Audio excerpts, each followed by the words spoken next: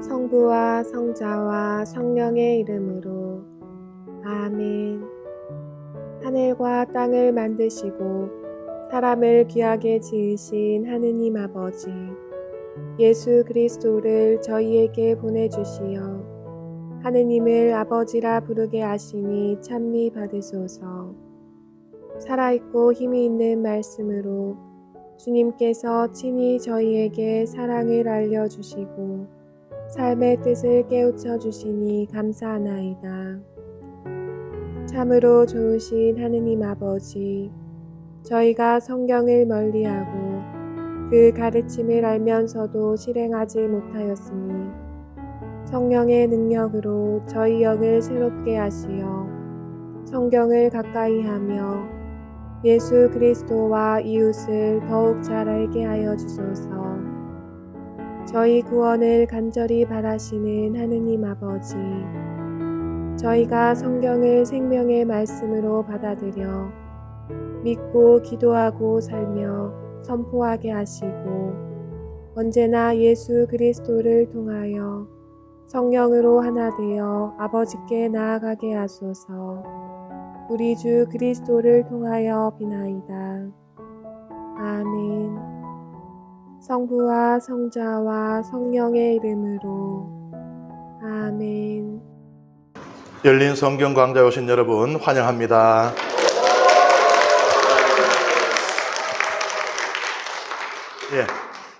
이번 시간에 여러분들과 함께 읽을 성경 구절은 먼저 여러분들 잘 아시는 이야기, 아주 흥미진진한 이야기, 머리바에서 물이 샘솟는 이야기입니다. 함께 읽겠습니다. 공동체에게 마실 물이 없었다. 그래서 그들은 모세와 아론에게 몰려갔다. 백성은 모세와 시비하면서 말하였다. 아, 우리 형제들이 주님 앞에서 죽을 때에 우리도 죽었더라면 어쩌자고 당신들은 주님의 공동체를 이 광야로 끌고 와서 우리와 우리 가축을 여기에서 죽게 하시오. 어쩌자고 당신들은 우리를 이집트에서 올라오게 하여 이 고약한 곳으로 데려왔어. 여기는 곡식도 무화과도 포도도 석류도 자랄 곳이 못되오. 마실 물도 없어. 모세와 아론은 공동체 앞을 떠나 만남의 천막 어귀로 가서 얼굴을 땅에 대고 엎드렸다. 그러자 주님의 영광이 그들에게 나타났다. 주님께서 모세에게 이르셨다. 너는 지팡이를 집어들고 너의 형 아론과 함께 공동체를 불러 모아라. 그런 다음에 그들이 보는 앞에서 저 바위더러 물을 내라고 명령하여라. 이렇게 너는 바위에서 물이 나오게 하여 공동체와 그들의 가축이 마시게 하여라. 모세는 주님께서 명령하신 대로 주님 앞에 있는 지팡이를 집어들었다.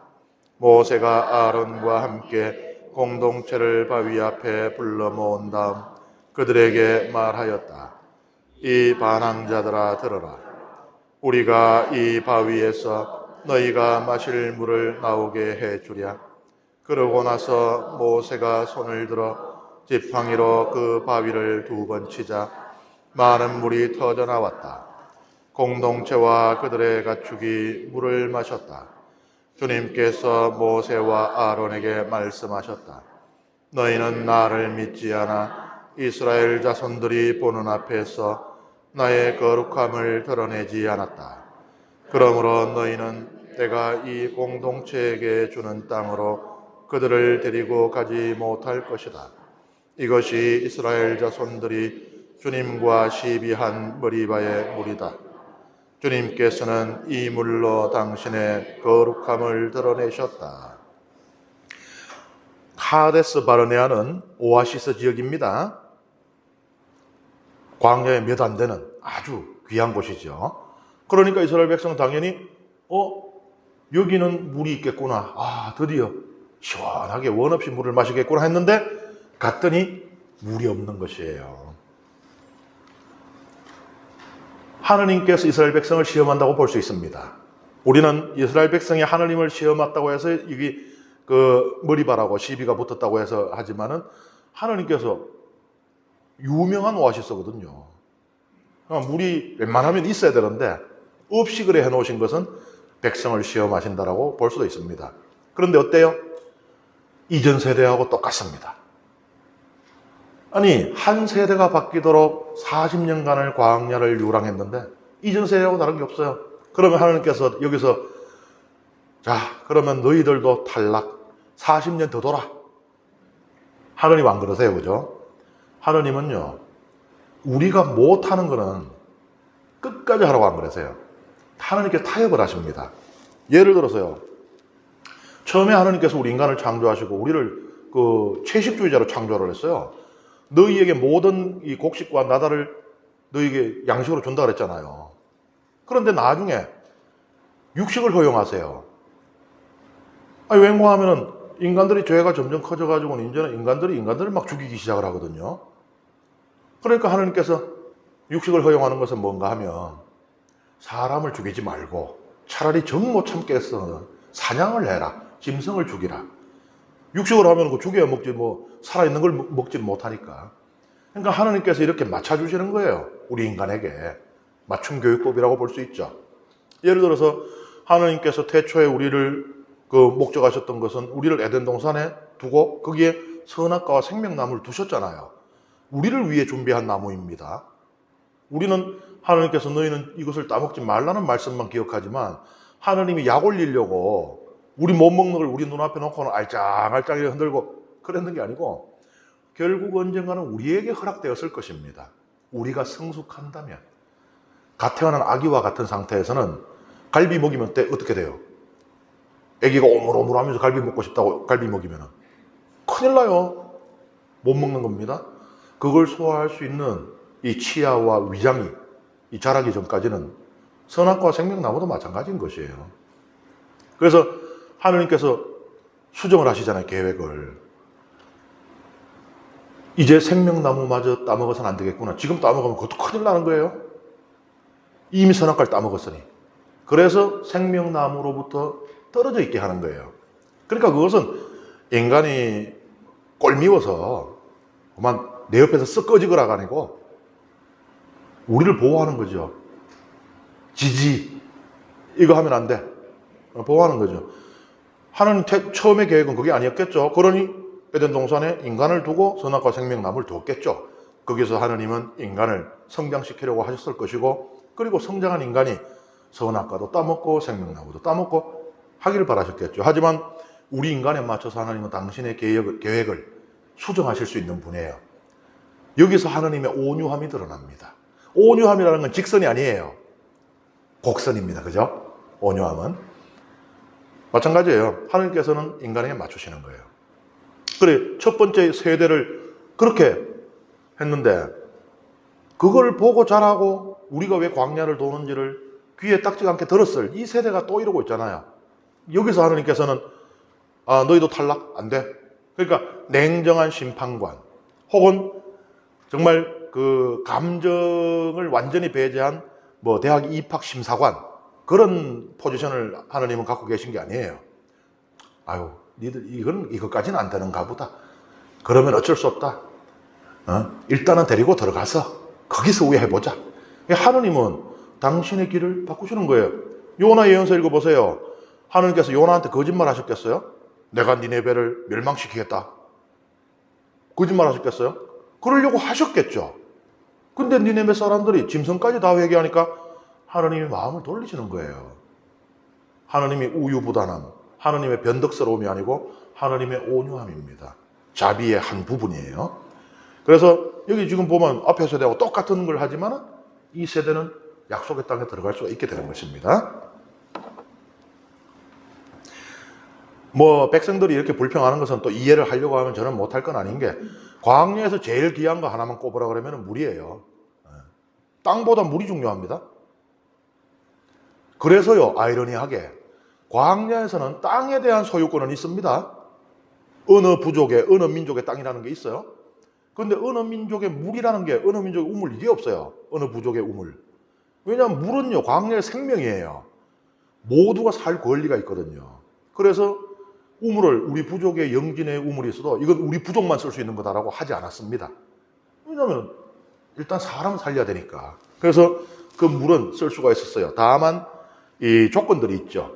예를 들어서 공동으로 우물을 사용해야 된다. 예를 들면은 나도 양떼가 있고 니도 양떼가 있고 자도 양떼가 있으면은 그 양떼를 몰고 목자들이 함께 모였을 때 우물을 개방을 해서 공평하게 쓴다. 야곱이 처음에 이 라헬 만나러 갈 때 라반의 삼촌 라반의 집으로 도망갔을 때 이 라헬 만날 때 우물가에서 만나잖아요. 거기 뭐라 그래요? 이 목자들이 기다리고 있었다 그러잖아요. 그걸 뭘 기다려요? 와서 물 먹이면 되는데 그게 아니고 그거 다 와야 됩니다. 와서 같이 열어가지고 해야 되니까 그걸 기다리고 있었다는 이야기거든요. 그런 조건들은 있어요. 그리고 우리 부족에서 받는 우물일 경우가 있잖아요. 그런 경우는 사용의 우선권은 우리 부족에게 있어요. 하지만 이거는 우리 부족 아니면 아무도 못 써 라고 하지는 않았다는 거예요. 특별한 경우 외에는. 특별히 예외적으로 만약에 이건 우리 부족 거니까 절대로 다른 부족은 입도될 수 없다 하면 어떻게 돼요? 전쟁이 일어나는 거예요. 가만히 앉아 죽겠어요? 뺏어야 될 거지. 그래서 이제 그런 생명의 소중함에 대한 생각도 있었을 것이지만은 그러한 이제 전쟁과 사륙을 피하기 위해서라도 우물은 함께 썼습니다. 땅은 주인이 있으나 물은 주인이 없다는 거예요. 오늘날도 여러분들이 혹시 광야를 가실 일이 있으면 가다가 베두인 텐트 아무데나 들어가서 나 목말라 죽을 판인데 물 좀 이러면은 뭐 옛날만큼 귀하지는 않겠지만 그래도 그 사람들 물 구하려고 그러면 유닥까지 갔다 와야 되거든요. 그래도 물 줍니다. 그러니까 오늘날도 물은 생명이니까 함께 나누는 것. 그게 기본적인 생각이에요. 제가 이전 세대나 뭐 다를 바가 없다 그랬는데 사실 더해요.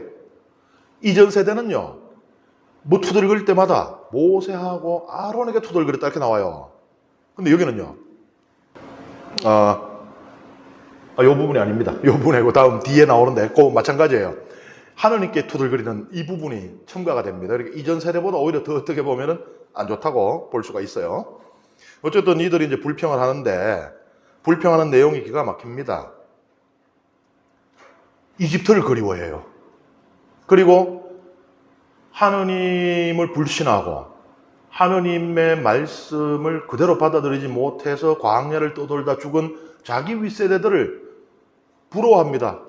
우리도 그만 거기서 같이 죽었어야 되는데. 이러고 있어요. 참 기가 막힌 것이죠. 배은망덕.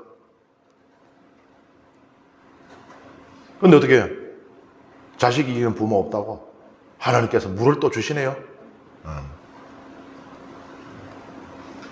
근데 여기서 또 놀라운 일이 생기는데 모세도 변했어요. 이전 세대에서 몇 되지 않았던 그 여호수아 칼렙과 더불어서 몇 되지 않았던 정말 의로운 하나님의 충실한 이 사람이라고 할 수 있는 모세도 변했습니다. 이 40년이라는 시간이 이게 짧은 시간이 아닌 거예요. 그리고 이 40년 동안에 광야에서 얼마나 많은 기적이 일어났겠습니까? 모세의 손을 통해서 하느님께서 하신 일이지만 근데 이게 자꾸 하다 보면은 착각하는 거예요. 이게 내가 잘 나가야 그런가? 신부 생활 하다가도 간혹 그런 이제 착각에 빠질 때가 있는데 이 하느님 때문에 이 신부를 사랑하고 존중하는데 이게 내가 잘 나가야 그런 것처럼 착각을 자꾸 하게 된단 말이에요. 솔직히 말하면은 지금이라도 로만 칼라만 빼고 밖에 나가면 나 아무것도 아닌데 누가 그들도 보지도 않을 텐데 모세도 그런 거예요. 그래서 모세가 어떻게 하느냐? 하느님께서 그냥 물을 주라 그랬습니다. 근데 모세가 안 해도 되는 말을 해요. 이 반항자들아 들어라. 우리가 이 바위에서 너희가 마실 물을 나오게 해주랴. 마치 자기하고 아론이 물을 주는 것처럼. 그리고는요, 지팡이로 바위를 톡톡 쳐요. 마치 어떤 주술적인 행위를 하듯이. 그러니까 내가 어떤 능력이 있어서 지금 무슨 일을 하는 것처럼.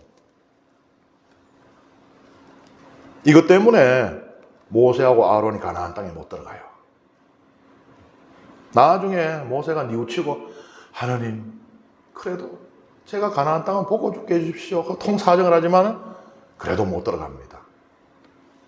이 중요한 사건이에요. 하느님께서 말씀하십니다. 너희가 모세하고 아론이 나를 믿지 않았다 그래요. 이건 이제 뭐 하느님의 능력을 믿지 않았다는 그런 의미는 아니에요.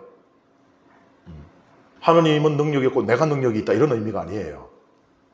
하느님께 순종하지 않았다는 것이에요. 모세가 교만해진 것입니다. 모세의 교만으로 하느님의 거룩함이 가려졌어요. 이 모세의 말을 들었고 모세의 행위를 본 백성들은 물이 쏟아져 나올 때 어떻게 했어요? 모세 모세 이랬겠죠. 하느님이 아니고 하느님의 거룩함이 가려졌잖아요. 그래서 모세는 가나안 땅에 들어갈 수가 없게 된 겁니다. 이런 모세가 가나안 땅에 들어갔으면 어떤 존재가 되었을까? 뭐 사이비 교주가 됐을 수도 있는 거예요. 거기서 모세는 들어갈 수가 없는 것입니다. 그런데 신명기에 보면은 다른 기록이 있어요. 신명기 1장 37절에는 모세는 죄가 없고 모세가 가나안 땅에 들어간 것은 이스라엘 백성의 죄를 대신 짊어졌기 때문이다라고 나와요. 말하자면 예수 그리스도께서 우리 죄를 대신해서 대속 죽음을 당하듯이 그렇게 나와요. 그게 뭐예요? 우리가 이 성경을, 구약 성경을 또 특히 모세오경을 읽으면은 여러 문헌 가설이라는 것을 생각해야 된다고 여러 번 말씀드리죠. 그죠? 두 개의 다른 전성이 있는 거예요. 하나는 모세를, 우리 조상인 모세를 어떻게든지 좋게 이야기하려는 거예요. 어떻게든지 좋게. 그래서 모세가 못 들어간 거는 우리 죄 때문이야. 이렇게 이야기를 하는 거예요. 다른 하나의 전성은요. 모세조차도 교만의 죄에 빠질 수 있다는 경종이, 그 의미가 중요한 것인 것이고요. 그래서 이 전성이 두 개가 다른 게 있어요. 그 여기 이름이 뭐냐? 머리바다. 시비를 붙이가 그렇다 하는데 리브라는 단어가 다툼, 싸움, 시비 이런 뜻이에요. 그래서 머리바, 리브에서 왔다 그래가지고 그래 유래가 있고요. 그리고 또 어떤 학자들의 주장에 따르면은 여기가 고대로부터, 고대에도 싸움이 없었겠어요. 오늘날도 지금 계속 싸우고 있죠. 각 나라들 뭐 부족 간에 뭐 고대에도 이 유목민족들 간에 뭐 갈등과 이 분쟁이 있었을 거 아니에요. 그런데 그걸 전부 다 싸움으로 해결할 수는 없고 또 싸우더라도 영원히 싸울 수는 없잖아요. 한 부족의 민족이 다 그 몰살당할 때까지. 그러면은 전쟁하다가도 협상 테이블로 나오잖아요. 바로 그 장소였다는 겁니다. 말하자면 이 일대의 분쟁 해결 장소. 뭐 그런 것들이 있더라고요. 옛날에 뭐 몽고 이런 데도 보면은 몽고 부족 간에 그 분쟁을 해결하는, 오늘날 이 중동 지방에도 부족들 간에 분쟁이 일어나면은 거기서 해결하는 그런 장소들이 있더라고요. 그런 곳이었기 때문에 머리바라고 했다라는 그런 또 설도 있습니다. 그런데 우리가 이미 읽었는 탈출기 17장에도 보면 머리바가 나오잖아요. 근데 거기는 저 밑에 시나이산 쪽에 있거든요. 그래서 기록상으로만 보면은 다른 곳이에요. 이름은 같은데 다른 곳입니다. 그런데 이제 오늘날 많은 성서학자들은 이 같은 곳으로 봐요. 같은 곳인데, 그러니까 한 사건이 있었고 한 곳에서 있었는데 전성이 두 개가 다르다는 거예요. 하나의 전성에 따르면은 저 시나이 쪽에서 이런 일이 있었고 다른 전성에 따르면은 지금 가나안 쪽에 와서 이런 일이 있었다. 이렇게 이제 또 해석을 합니다. 그런데 여기가 머리바라고 이름 붙이기 전에 카데스라 그랬잖아요. 카데스의 유래도 여기서 나올 수가 있어요. 여기 보면은 주님께서는 이 물로 당신의 거룩함을 드러내셨다 이렇게 나오죠. 거룩함이 카다슈예요, 히브리 말로. 그러니까는 요 한 구절이 카데스하고 머리바 두 개 다의 유래가 될 수 있는 것입니다. 모세가 바위를 톡톡 치니까 물이 이렇게 콸콸콸 쏟아져 나왔대요. 정말 이래서 막 보는 사람들이 얼마나 이 경이롭잖아요, 이거. 여기 서 있는 모세, 지팡이를 딱 들고 서 있는 모세. 이 모세가 과연 어떤 존재였겠어요? 그 모세는 가나안 땅에 들어가면 안 되는 겁니다. 더 이상 하느님의 지팡이가 될 수가 없어요. 모세라는 인물은 너무 거대해진 겁니다. 그 오른쪽에 보면요, 요게 이제 사우디아라비아, 오늘날 사우디아라비아의 제벨 알 라우즈라는 곳에 있는 바위인데, 이 바위가 이 모세가 지팡이로 쳐서 물을 나오게 했다는 거예요. 그러니까 원래는 이렇게 우리 그 성체처럼 이렇게 붙어 있는 건데 모세가 지팡이로 톡톡 치니까 쫙 쪼개지더니 거기서 물이 콸콸콸콸 나왔다는 거예요. 예. 그런데 학계의 지지는 받지 못하고 있습니다. 어쨌든 40년의 광야 생활이 끝나고 이제 가나안 땅에 들어가야 될 때가 되었는데 아직도 백성은 이러고 있어요. 어떻게 보면 더 이전 세대보다 더 못난 모습을 보이고 심지어 모세까지도 하나님을 실망시킵니다. 그런데 중요한 건 뭐예요? 그러나 하나님의 계획은 멈추지 않는다. 점점점 더 망가지고 있는 것 같은데도 하나님은 기어이 낙원으로 이끄시겠다. 우리가 살아가면서 어떤 분들이 그래요. 신앙생활을 한 지가 얼마인데 오히려 신앙이 퇴보하는 것 같습니다. 이래서 구원받을 수 있을지, 하늘나라에 들어갈 수 있을지 심히 걱정이 됩니다. 라고 말씀하시는 분들이 있습니다. 걱정하실 거 없어요. 우리는 우리를 포기할 수 있을지도 몰라도 하나님께서 우리를 포기 안 한단 말이에요. 어떻게든지 우리를 낙원으로 이끄시려고 하는 것이 하나님의 마음이라는 거. 그것이 이 이야기 속에 드러나고 있잖아요. 우리 같아서 봐요. 한 번만 잘못해갖고 말하자면은 다시 기회를 준 거잖아요. 그 후세대에게. 그런데 더 해요. 그러면은 아이고 너는 안 되겠다. 떠나지 않겠어요? 근데 하나님은 그럴 수가 없다는 거예요.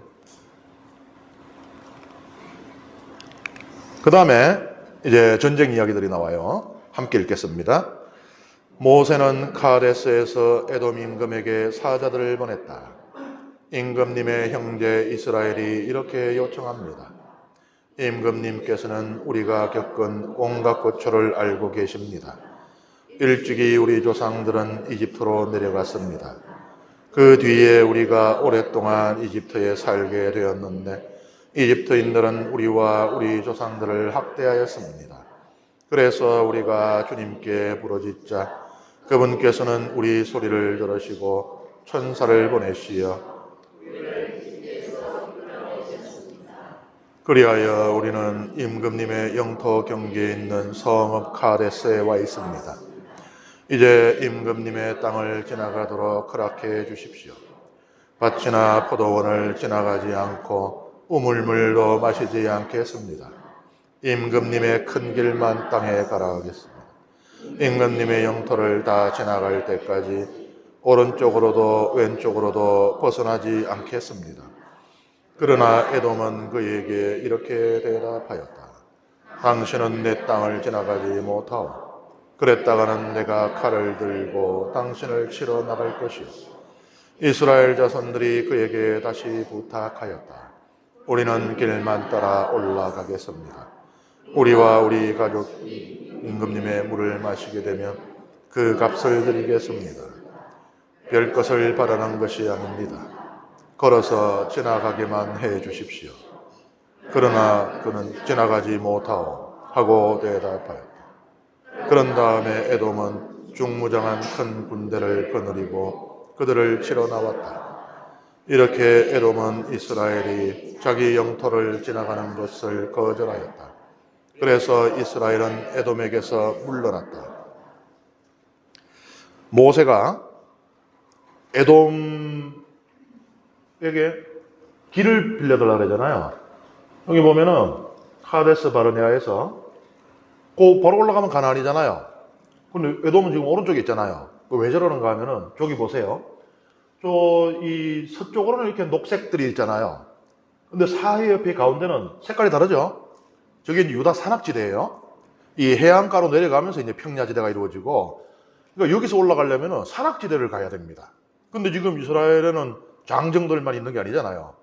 노약자들도 있고, 또 애기들도 있고, 가축들도 있고, 이걸 다 끌고 산길을 이 행군을 해야 된다는 거예요. 그러니, 그러지 말고, 요 에돔 땅으로 해갖고 조금 돌더라도, 저 보면 노란 선 보이시죠? 저게 그 고대 근동의 국제 무역로 가운데 하나인 그 왕의 대로예요. 킹스 하이웨이라고 그러는데 두 개가 있어요. 하나는 지금 표시는 안 해놨습니다만 저쪽 서쪽에 있는 이집트부터 해안을 따라가 쭉 올라가서 저 이스라엘 위에서 오른쪽으로 쭉 빠지는 그 비아 마리스라고 하는 바닷길이 있어요. 이거는 오른쪽에 있는 메소포타미아하고 서쪽에 있는 이집트까지 연결하는 어마어마한 고대 무역로입니다. 요거는요, 요 내부에 있는 국제 무역로인데, 요거 보면 나라들이 쪼르륵 있죠. 에돔, 모압, 암몬, 그 위에 가면 또 아모리, 그 다음에 왼쪽으로 오면 또 이 가나안 나라들, 이것들을 연결하는 국제 무역로예요. 그러니까 이거는 길이니까 잘 돼 있겠죠? 그리고 길 따라가다 보면 뭐 어떻게 물도 구할 수 있을 것이고 하겠죠, 그죠? 교역로니까. 그래서 이걸 타고 싶어 한 거예요. 이걸 타려면 일단 에돔 땅을 들어가야 되는 겁니다. 그래서 이제 이 에돔 민족에게 이 요청을 해요. 이제 구구절절히 설명을 합니다. 우리 이상한 사람들 아니에요. 우리 원래 이쪽에 살았었는데 우리 조상 때 진짜 먹고 살 게 없어가지고 저 해외에 그 이민 가가지고 거기서 죽을 고생하고 이제 고향 돌아가는 길이에요. 그리고 절대 피해주지 않습니다. 라고 이 사정을 해요. 지나가게만 해달라고. 그런데 그러면은 좀 에돔이 너무한 것처럼 보이잖아요. 그걸 갖다가 야, 여기 들어오면 너들 다 죽일 거야 이러고 있으니까. 근데 우리 생각해봐요. 조선시대 때 이 일본이 뭐 한다고 우리나라 지나간다 그랬어요. 정명가도 명나라를 정복할 테니 길만 빌리자 했는데 우리가 아이 좋습니다 어서오세요 했어요. 그게 갑자기 강도대로 변할 줄 어떻게 알고요. 어느 나라가 그걸 길을 터줘. 그러니까 여기는 진짜 에돔 진짜 너무하네, 매정하네. 그게 아니고 입장 바꿔 생각해봐요. 장정만 해도 수십만 수백만 명이 저 몰려와가지고는 조용히 길만 지나갈게, 우리 지나간 흔적도 안 나게 할게. 그게 가능할까요 그게 과연? 그리고 이스라엘도 자기들도 거짓말 다급하니까 막 거짓말을 하다가 야 이건 너무 뻥이 센데 싶었는지 처음에는 우리 물도 안 먹는다 그랬잖아요. 물 안 먹고 저기 어떻게 해. 그래 뒤에는 우리가 혹시 물 먹으면 물값 낼게요 하잖아. 흔적이 안 남을 수가 있나요? 지나가면, 인간이 지나가면은. 그러니 에돔은 당연히 사실은 막은 거예요. 그리고 쥐들 말로야 뭐 원래 우리가 여기 살았었는데 저기 갔다 오는 거라고 이러지만은 에돔이 알 바가 뭐예요. 저것들이 들어와서 내부에서부터 곳곳에 뭐 노략질하고 불지르고 돌아다니는지 알 게 뭐예요. 그래 에돔 입장에서는 솔직히 막을 수밖에 없는 거예요. 근데 이제 이스라엘은 어쨌든 이 길이 필요했었고요. 그런데 이스라엘이 에돔과 싸우지 않고 물러납니다. 뭐 솔직히 이스라엘이 잘한 건 없으니까요. 하느님께서 적과 우리는 가나안 땅을 주신다 그랬지 에돔을 준다고는 안 했거든요. 그러니까 에돔하고 싸우면 만약에 이기게 되면요 어떻게 돼요? 에돔을 갖게 되는 거잖아요. 그리고 가나안 땅에 들어가서 얼마나 많은 싸움을 해야 될지도 모르잖아요. 이미 여기까지 왔다면 가나안의 소식을 다 듣고 있어요, 그죠? 가나안에 정찰 갔다 온 지가 벌써 40년이에요. 그러면 가나안 땅에 많은 부족들이 있고, 그리고 우리는 알잖아요. 이미 그 인족들까지 거기 있다는 것을. 그 사람들이 그럼 가만 앉아갖고, 아이고, 하느님한테 연락받고 있었어요. 땅 쓰세요. 우리 이사 가면 돼요. 이러겠어요? 그 전력을 또 아낄 필요가 있죠. 그리고 에돔하고 여기서 전쟁을 치르는 것은 굉장한 부담이 되었을 것이고요. 그런데 이제 이런 현실적인 이유를 하면은 별로 멋있지가 않아요. 그죠? 그래서 타르굼은 이 구약 성경 히브리어로 쓰여졌잖아요. 원래 구약 성경은. 근데 나중에 히브리인들이 히브리어를 못 읽고 못 쓰게 됩니다. 아주 극소수의 사람들을 제외하고는 하도 나무나라 식민지를 하다가 보니까 자기들 언어를 잃어버려요. 그래서 그러면은 이 사람들은 어떻게 성경을 읽혀야 되니까 그 당시에 고대 근동의 공용어, 오늘날 영어처럼 쓰던 아람말로 성경을 번역을 해요. 근데 그냥 그대로 번역을 하는 게 아니고 그래 기왕에 번역하는 김에 우리가 좀 이렇게 그 편의를 돕는 번역을 하자. 성경 그냥 읽어보면은 오늘날도 우리 교우들 성경 읽으시면은 누가 설명 안 해주면 이게 뭔지 잘 모르겠는 거 있잖아요. 옛날에 히브리어를 읽었으면 그게 더해요. 히브리어 자체가 굉장히 중의적이고 모호하고 굉장히 생략을 많이 하기 때문에 그런 언어 특성이 있어서. 그러니 타르굼으로 기왕 번역하는 김에 그거를 좀 이렇게 풀어서 의미를 명료하게 하고 또 말이 안 되는 부분, 그런 부분들은 또 우리가 좀 말이 되게 고치고, 그리고 이유가 설명이 안 되는 거는 이유를 우리가 좀 집어넣자 해서 나오는, 말하자면 해석판 성경이 이 타르굼이라는 것이에요. 그래서 타르굼 읽어보면은 재미난 이야기들 많습니다. 아니 시나이 땅에 들어가가지고 뭐 메추라기 고기 먹고 싶다 하니까 메추라기 하나님이 주셨는데 매출하게 날라다니잖아요. 그걸 왜 잡아먹냐? 타르곰에 보면은 하나님께서 메추라기들을 사람의 팔로 피로 날게 하셨다. 저 위에 날라다니면은 못 잡잖아요. 근데 팔로 피로 날게 하니까 어떻게? 그러니까는 하나님이 메추라 떡을 보냈는데, 아니 인천 앞바다에 사이다가 떠도 꼬부가 없으면 못 먹는데 메뚜기 떼를 보는데 저거 어떻게 잡아먹으라고. 무슨 총 있는 것도 아니고. 그래서 타르곰은 설명을 해놓는 겁니다. 하나님께서 팔로 피로만 날게 하셨다. 그런 것처럼 이 부분 같은 경우도 아니 우리 선조들이 말이야 에돔이 뭐 좀 이렇게요 급준다고 꽁무니 말고 내뺐다는 거는 이게 좀 자존심 상하잖아 이거. 그래서 타르곰 여러 종류가 있거든요. 그 중에 타르곰 요나탄이라는 것에서는 뭐라 그랬는가 하면은 이스라엘이 이 자식들 버르장머리를 고쳐야 되겠는데 하는데 하늘에서 하나님께서 그러지 말고 돌아가도록 하여라 하는 말씀이 왔다 그래요. 그러니까 하나님 운 좋은 줄 알아라. 하나님 때문에 살은 줄 알아라. 이래고 돌아갔다는 얘기예요. 그리고 이제 뭐 또 다른 해석은 에돔하고 이스라엘은 뿌리가 같아요. 이스라엘은 야곱의 후손이고 에돔은 누구의 후손이에요? 누구 별명이 에돔이에요? 에사우잖아요. 붉다 그래가지고. 실제로 이 에돔 지역에 가면은 이 토양이 붉은색을 띠고 있어요. 그러니까는 암만 우리한테 서운하게 해도 그래도 뿌리가 같은데 우리가 피를 봐서 되겠냐? 우리가 물러나지. 이렇게 물러났다는 또 해석을 하기도 합니다. 그런데 신명기 2장 29절 그러니까는 지금 우리는 민수기를 읽고 있어요. 신명기하고 전성이 달라요. 그래서 아까도 민수기에서는 모세가 죄를 지어서 가나안에 못 들어갔다 그랬지만 신명기는 하느님이 계명에 관한 것인데 하느님 계명하면 모세인데 모세가 이 형편없어지면 안 되니까 백성의 죄를 대신 짊어지고 안 들어갔다 그러잖아요. 신명기에서는 이 부분을 에돔이 허락했다라고 해요. 그래 우리 같은 형제인데 뭐 일로 지나가서 허락했다라고 해요. 이렇게 전성이 다릅니다. 그래서 어쨌든 이 에돔 땅을 지금 민수기 기록에 따르면은 에돔 땅을 지나가지 못해요. 그리고 이제 그 사이에 아론이 또 죽음을 맞이합니다. 함께 읽겠습니다. 이스라엘 자손들 곧 온 공동체는 카데스를 떠나 호르산에 이르렀다. 주님께서 에돔 땅 경계 부분에 호르산에서 모세와 아론에게 말씀하셨다. 이제 아론은 선조들 곁으로 간다. 너희가 머리바의 샘에서 나의 분부를 거역하였으므로 아론은 내가 이스라엘 자손들에게 준 땅으로 들어가지 못한다. 너는 아론과 그의 아들 엘라자르를 데리고 호르산으로 올라가서 아론의 옷을 벗겨 그의 아들 엘라자르에게 입혀라. 아론은 선조들 곁으로 간다. 그는 거기에서 죽을 것이다. 모세는 주님께서 명령하신 대로 하였다. 그들은 온 공동체가 보는 앞에서 호르산으로 올라갔다. 모세는 아론의 옷을 벗겨 그의 아들 엘라자르에게 입혔다. 아론이 그곳 산 꼭대기에서 죽자 모세와 엘라자르는 산을 내려왔다.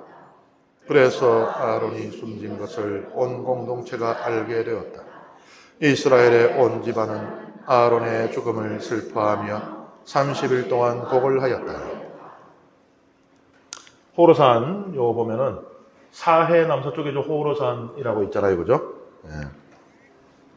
에돔 땅 경계예요, 저기가. 아론도 모세와 함께 공동 책임을 집니다. 모세가 그랬잖아요. 우리가 너희에게 물을 주려 할 때 여기서 우리는 미리암은 이미 죽고 없으니까 해당될 리가 없고 아론과 모세 자신. 그럼 뭐예요?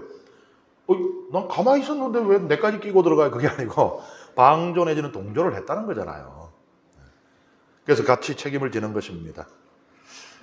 그래도요, 참 천수를 누렸어요. 33장 39절에 보면요, 123세였다고 나옵니다. 123세면은 뭐 물론 고대에 뭐 아브라함, 아담, 그 에녹 이런 나이하고 비교하면 아이고 아직 어린데 왜 그래 갔노 하겠지만은 하나님께서 노아 홍수 이후에 인간 수명을 못 박아놔요. 인간은 120세 이상을 살지 못한다라고 했어요. 심지어 모세도 120세에 죽었어요.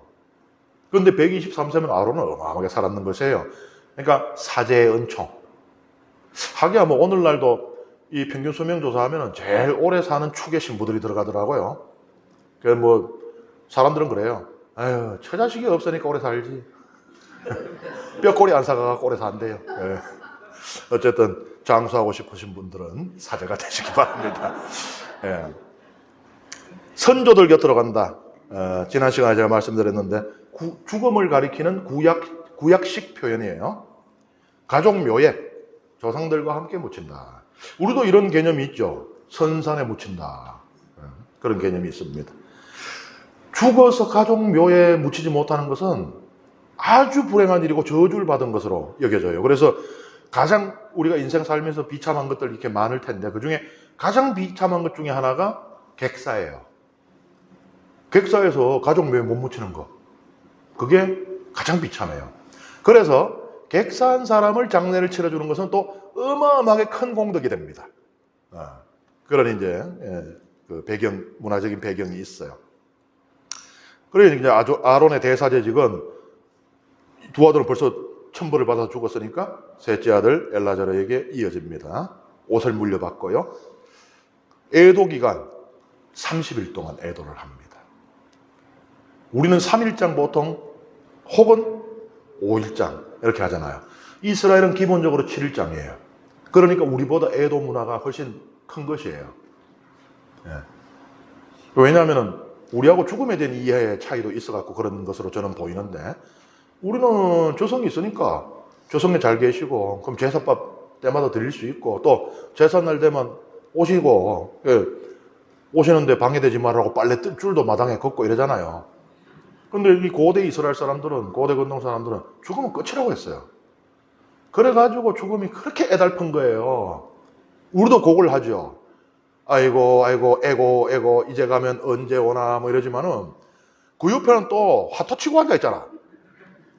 근데 이스라엘은 그렇지가 못했단 말이에요. 우리처럼 어떤 그런 이어질 관계에 대한 희망이라든지 이런 것들 자체가 없었어요. 그래서 절망입니다. 그래서 장례를 한 단어로 표현하면 크리아예요, 크리아. 이게. 근데 이게 하면 힘들잖아요, 7일 동안. 그 전문적으로 그 곡하는 사람을 고용을 해요. 돈 주고. 그래서 하루 2교대로 하루 종일 이제 곡을 하는 겁니다. 그러니까 그냥 그게 절망밖에 없어요. 죽음이라는 건 그냥 영원한 망각, 그냥 절망, 모든 단절, 이걸 의미하는 것이에요. 그러니까는 7일 동안을 극하고 있는 거예요. 그리고 뭐 우리 그리스도인들은 사실 장례식장 가도 막 그렇게 기절할 정도로 그 곡하고 안 하잖아요. 우린 또 왜 그래요? 우리 뭐 부활해 가 만날 낀데 뭐. 그 봐요. 죽음에 대한 이해가 애도 문화하고 연결이 돼요. 우리는 저성관이라는 것이 이스라엘 사람들보다 좀 더 유연했기 때문에 우리는 3일장 혹은 5일장. 이스라엘은 그게 아니었으니까 보통 7일장 아론과 같은 이런 그 인물들은 30일까지도 하는 겁니다. 30일 동안 다 털어내고 영원히 떠나보내는 거예요.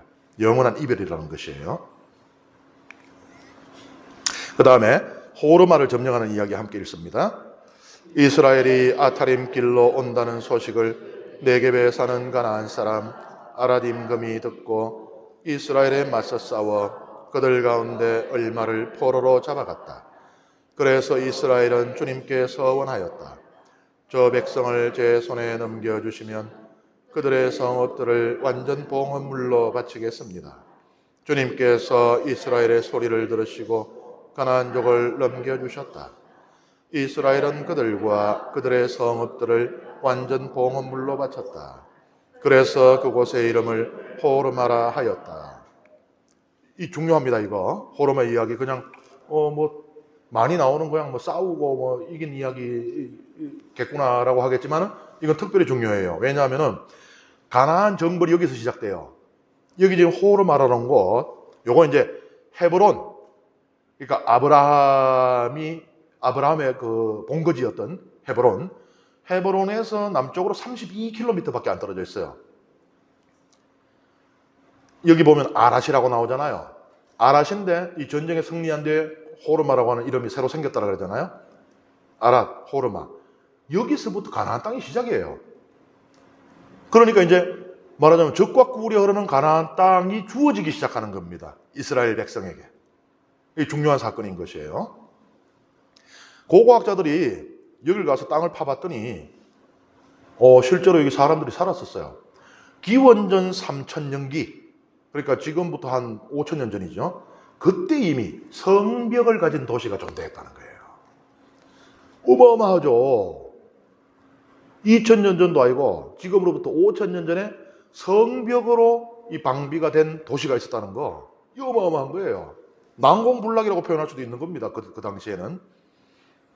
근데 여기를 이제 점령하는 이야기입니다. 그리고 굉장히 번영했나 봐요. 구리 산지가, 이쪽이 이제 에돔 쪽부터 이제 그 구리 산지가 형성이 되는데,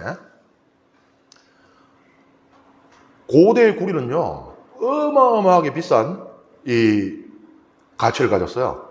일단 이집트가 주 고객인데 이집트 땅에 구리가 안 나요. 이집트 땅에 안 나는 게 또 있습니다. 은이 안 나요. 그래서 이집트에서는 은이 금보다 비쌌어요. 그래서 성경 가만히 읽어보시면은 이집트에 있을 때 성경 이야기들을 읽어보면은 은과 금과 뭐 이렇게 나와요. 이집트에서 나온 뒤에는 금과 은과 뭐 보물들 가지고 이렇게 나와요. 그러니까 일로 나오면 금이 더 중요한데 이집트에서는 이거 뭐 땅 파면 금 나오는데 은이 없어요. 그래서 그 마스크 있잖아요. 파라오라든지 대제관들이라든지 그 마스크 쓰잖아요. 마스크 보면 이 마스크 밖에는 뭐 칠을 해요, 그죠? 그 칠 벗기고 안에를 보면 그게 뭔가 하면 은으로 만들었어요. 은으로 통으로 이렇게 얼굴 모양을 만듭니다. 예. 은이 이제 사람의 뼈를 상징했고 그만큼 귀한 것이었어요. 근데 구리 이게 또 이집트에 안 난단 말이에요. 근데 사실 일상에 더 필요하고 유용한 건 구리잖아요. 우리가 뭐 죄다가 금으로 밥그릇 만들어 쓰고 금으로 숟가락 하고 하면 뭐 좋긴 하겠네, 그죠? 좋긴 하겠지만은 이 실용성은 떨어지잖아요. 구리를 가지고 뭐 여러 가지 뭐 그 농기구들이라든지 생활에 필요한 거라든지 하게 되잖아요. 근데 이게 전부 수입품이에요. 그래서 이집트가 그것 때문에 이쪽까지 점령을 해가지고 직접 산지를 운영하기도 하고 그랬는데, 어쨌든 이 구리를 가지고 있었다는 거는 아주 부강했다는 거예요. 그런데 하느님께서 가나안을 이스라엘에게 넘겨주기로 하셨으니까 아무리 강하면 뭐해요? 하느님께서 이미 이스라엘 손에 붙이셨는데 이스라엘이 점령을 하게 되는 것입니다. 호르마, 파괴라는 뜻이고요. 헤렘이라는 단어하고도 같아요. 헤렘을 우리말로 번역을 할 때 성전이라고 번역을 해요. 성전이라 그러면 오늘날 우리 한국 분들 가운데서는 좀 거부감을 가지고 좀 무섭다라고 할지 모르는데, 이슬람 지하드 성전이라 그러잖아요. 이제 이 히브리 말로 헤렘, 이게 성전이라는 뜻인데요. 신의 전쟁이란 얘기예요. 신의 전쟁에 따라오는 게 뭔가 하면은, 전쟁을 하는데 우리가 해서 이기는 게 아닙니다. 신이 이기는 거예요. 그러니 전리품은 누가 가져요? 신이 가져요. 어떻게 바쳐요? 다 죽여서 바치는 겁니다. 하느님한테 번제단에 제물 바칠 때 산차로 못 바치잖아요. 그래서 다 죽이는 거예요. 성전이 무서운 거예요. 지하드 무서운 게 그것 때문에 그렇잖아요. 그럼 폭탄으로 다 해버리고 막 자살조끼 있고. 성전은 그런 거예요. 신에게 바치는, 신이 승리하는 전쟁이고 전리품이 신의 것이니까. 그래서 이러한 이야기들이 이제 뭐 참 잔인하게 보이고 할 수는 있는데, 앞으로 뭐 여호수아기나 들어가면 더 그렇습니다. 그런데 그 당시에 이러한 그 문화, 그리고 그 당시의 종교관이라는 것을 좀 이해할 필요가 있겠고요. 그리고 중요한 것은 나중에 뭐 여호수아기 또 반감기 할 때 말씀드리겠지만, 실제로 이런 일들이 거의 벌어지지 않았다는 거예요. 이건 그래서 어떻게 볼 수 있느냐? 그때 그랬어야 되는데, 그때 이것들 그냥 불쌍하고 눈에 밟히가 다 살리놨더니만은 우리 아들이 저 아들하고 결혼해갖고 우상 숭배하고, 그래서 나라가 이 모양 이 꼴이 되고 결국 멸망하고 유배까지 안 끌려갔나? 그때 그냥 이것들 다 죽이고 그냥 우리가 들어갔어야 되는데, 그런 이 회한의 어떤 후대 기록으로 이해할 수 있다는 겁니다. 생각만큼 그렇게 인간이 잔인해지기 쉽지 않아요. 어쨌든 이 아랏 혹은 호르마 점령, 이것으로 이제 그 오랜 세월 동안 이스라엘 백성이 기다려왔던 가나안 땅으로의 진출이 시작되었습니다. 오늘 강의는 여기서 마치겠습니다.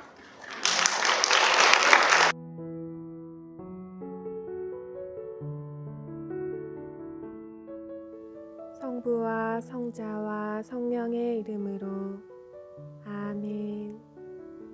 영광이 성부와 성자와 성령께 처음과 같이 이제와 항상 영원히 아멘. 성부와 성자와 성령의 이름으로 아멘.